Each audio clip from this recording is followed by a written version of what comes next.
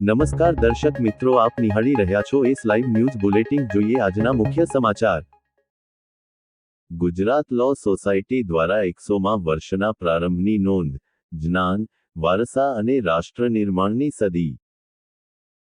મુખ્યમંત્રી ભૂપેન્દ્રભાઈ પટેલની ઉપસ્થિતિમાં જીએલએસ કેમ્પસ ખાતે સેન્ટેનરી વર્ષની ભવ્ય શરૂઆત.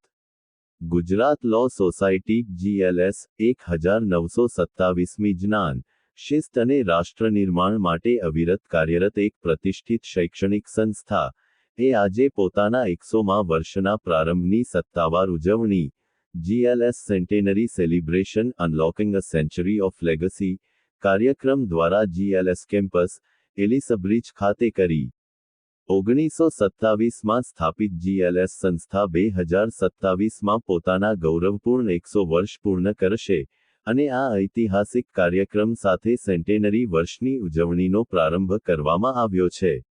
માનનીય મુખ્યમંત્રી શ્રી ભૂપેન્દ્રભાઈ પટેલે પોતાના મુખ્ય સંબોધનમાં ગુજરાત લો સોસાયટીના 100મા વર્ષના પ્રારંભ બદલ અભિનંદન પાઠવ્યા. તેમણે જીએલએસ અને તેના મેનેજમેન્ટના દ્રષ્ટિવંત નેતૃત્વ અને રાજ્યના શૈક્ષણિક વિકાસમાં આપેલા નોંધપાત્ર યોગદાનની પ્રશંસા કરી.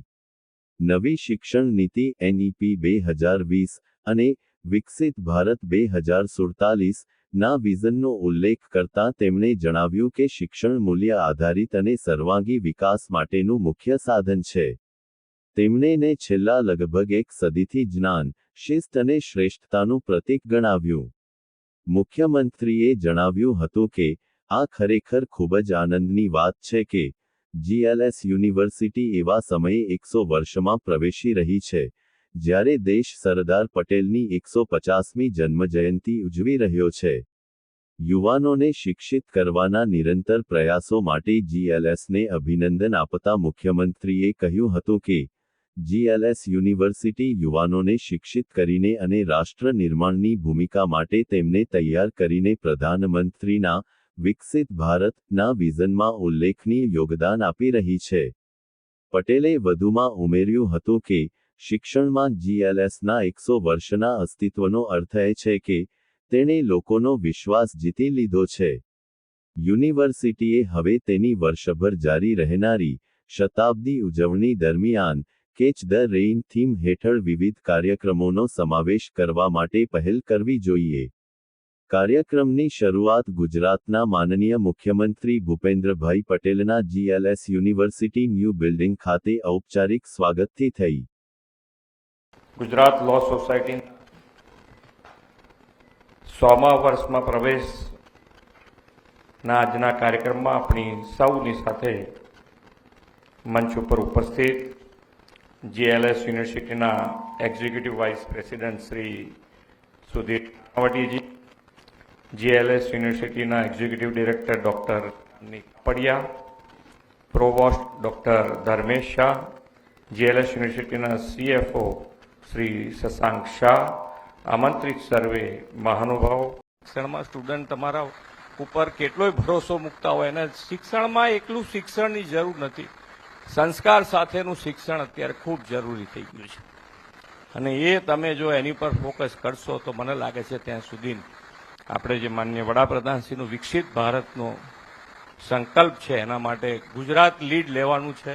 ગુજરાત એ માટે આગળ વધ્યું છે. આ વખતનું બજેટ પણ અમારું 4,08,000 કરોડનું બજેટ અને એ ફિઝિકલ ડેફિશિયટનું પૂરું ધ્યાન રાખીને, એટલે બીજા કોઈ પણ સ્ટેટ કરતાં અત્યારે ગુજરાત ફાઇનાન્શિયલ મેનેજમેન્ટમાં નંબર 1 પોઝિશન ઉપર છે.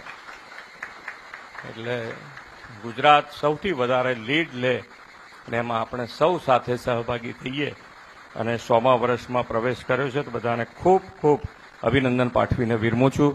ભારત માતા કી જય, વંદે માતરમ. એવી સંધ્યાના નિમિત્તે આપ સૌને અહીંયા આવકારતા ખૂબ આનંદ થાય.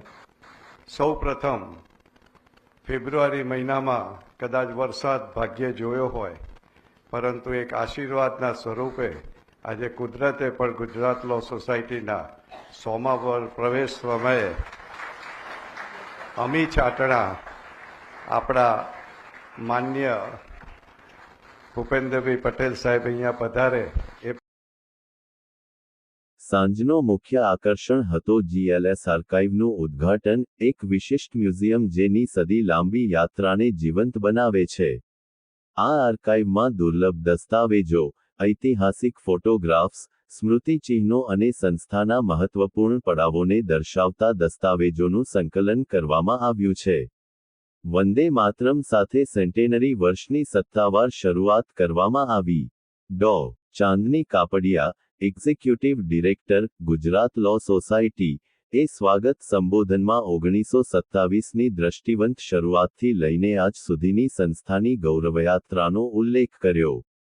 આ ઐતિહાસિક સેન્ટેનરી વર્ષનો પ્રારંભ છે, 100 વર્ષના શ્રેષ્ઠતા, સંકલ્પ અને અવિરત સેવાભાવની ઉજવણી, એમ તેમણે જણાવ્યું. તેમણે ભારપૂર્વક જણાવ્યું કે GLS એ હંમેશા પરંપરા અને પ્રગતિશીલ વિચારધારાનો સુમેળ સાધ્યો છે.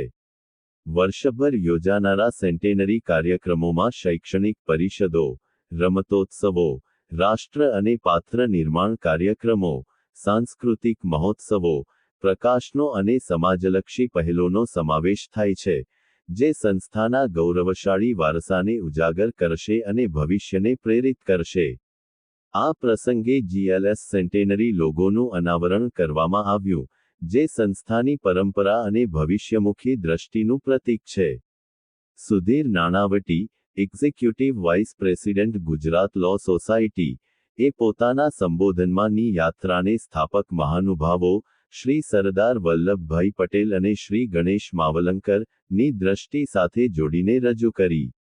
તેમણે ફેકલ્ટી સભ્યો, વિદ્યાર્થીઓ, પૂર્વ વિદ્યાર્થીઓ, ટ્રસ્ટીઓ અને તમામ હિતધારકોના અવિરત યોગદાન માટે કૃતજ્ઞતા વ્યક્ત કરી.